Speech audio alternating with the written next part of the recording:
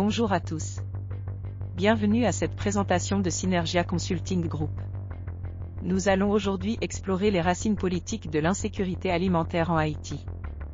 Au-delà des crises conjoncturelles, nous analyserons comment le pays est passé d'une autonomie relative à une dépendance organisée, et quelles sont les pistes stratégiques pour reconquérir une véritable souveraineté alimentaire. Commençons par examiner le paradoxe haïtien. Bien que 50% de la population active travaille dans le secteur agricole, celui-ci ne reçoit qu'une part dérisoire du budget national, oscillant entre 3 et 6%. Cette déconnexion majeure montre que, malgré les discours sur la souveraineté alimentaire, la réalité des investissements publics ne suit pas. Le secteur qui nourrit le pays est structurellement sous-financé. Pour bien saisir les enjeux, il est crucial de distinguer trois concepts. La sécurité alimentaire est le résultat final mesurable, l'accès de tous à une nourriture saine. La souveraineté alimentaire, elle, est une question politique, c'est le droit de définir ses propres systèmes. Enfin, les systèmes alimentaires englobent tous les acteurs, du producteur au consommateur.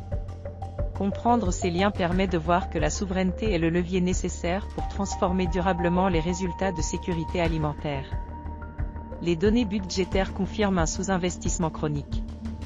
Depuis 2016, la part allouée à l'agriculture stagne ou régresse, tombant sous la barre des 4% pour l'exercice 2023 à 2024. Ce n'est pas un simple oubli administratif, mais une décision d'allocation budgétaire qui priorise systématiquement d'autres secteurs au détriment de la production nationale, fragilisant ainsi notre résilience. Cette fragilité est au cœur de l'économie politique de l'importation. Aujourd'hui, 80% du riz consommé est importé. Ce virage historique s'est opéré dans les années 90 avec l'effondrement des tarifs douaniers de 50% à 3%. En 2010, Bill Clinton lui-même a reconnu que cette politique était une erreur tragique ayant détruit la capacité de production rizicole haïtienne.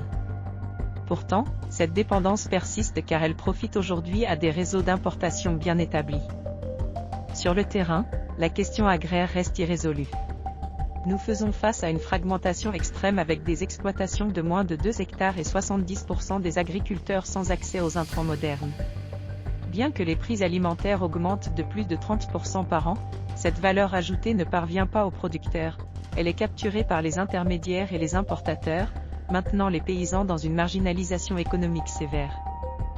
Il est important de préciser que l'insécurité armée et la vulnérabilité climatique sont des facteurs aggravants, mais pas les causes premières.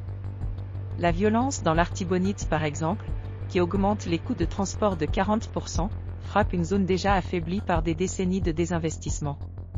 De même, les pertes de rendement sont exacerbées par le manque d'entretien des systèmes d'irrigation. L'instabilité politique transforme des chocs gérables en catastrophes humanitaires. Les indicateurs de 2024 sont alarmants, le poids de l'agriculture dans le PIB recule à 15,9%, tandis que 30% de la production est perdue faute de stockage adéquat. Plus grave encore, la moitié de la population est en insécurité alimentaire aiguë et un tiers des jeunes enfants souffrent de retard de croissance. Ces chiffres ne sont pas que des statistiques, ils représentent une hypothèque sur le capital humain futur de la nation.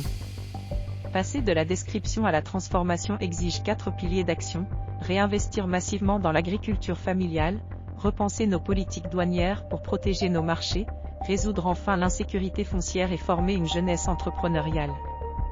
Le potentiel est là, la diversité de nos tubercules, de nos fruits et de nos savoirs agroécologiques constitue un socle de résilience prêt à être activé. En conclusion, le problème n'est pas technique, il est politique. Haïti possède la matière première, une agriculture familiale riche et des communautés résilientes. Ce qu'il nous manque, c'est la volonté politique de convertir ces atouts en un système alimentaire équitable et souverain. Chez Synergia Consulting Group, nous croyons que cette transformation est possible. Merci de votre attention.